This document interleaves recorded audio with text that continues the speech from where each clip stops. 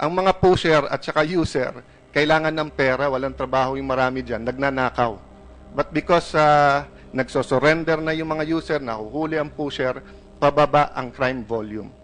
Next, people support the anti-war drugs. Criminals don't.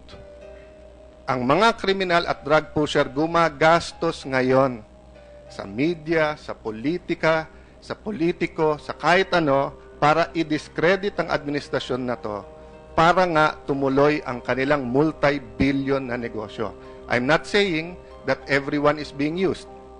Marami pong honest advocates for human rights, honest advocates, no, of how to do this better. But let us not fool ourselves. Marami din sa mga drug lords ang pumupondo dito. Next slide. Hindi rin totoo na lahat ng sektor ayaw. Basilan Bishop Martin Humawad is pinning his hopes on the new president. Next slide. This is another one na nagsasabing maganda nangyayari at kahit hindi pa nakaupo ang bagong presidente, after he won, nagsimula ng mga pulis magsipag at tumapang.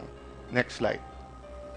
Anti-drug operations, 215% increase in anti-drug operations. I agree with the chairperson. Hindi intensyon ng committee na to pahintuin yan. Ang problema, the way to hell is full of good intentions. It is not the intention, it is the effect. Ang mga pulis nanunood lahat.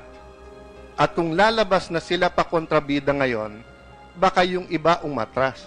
Kaya hindi mo mapigilan ang ating Pangulo na maging emosyonal sa kanyang 100% support. Next slide, anti-drug arrest. Next slide. The average Aquino haul for drugs, 412 million a month. So far, the average for Duterte, 2.3 billion in 48 days. Next slide. Next slide. They say we are drawing flack from various sectors. Next slide. Tignan niyo po to. The Philippine War sa ABS-CBN, outrage over extrajudicial killings. Yung outrage, no? Anong pinapalabas? Na lahat na lang napatay, extrajudicial killings, na may outrage. Pero yung news, na sa sulok-sulok ng ating bansa, masaya ang mga tao, nasaan yon?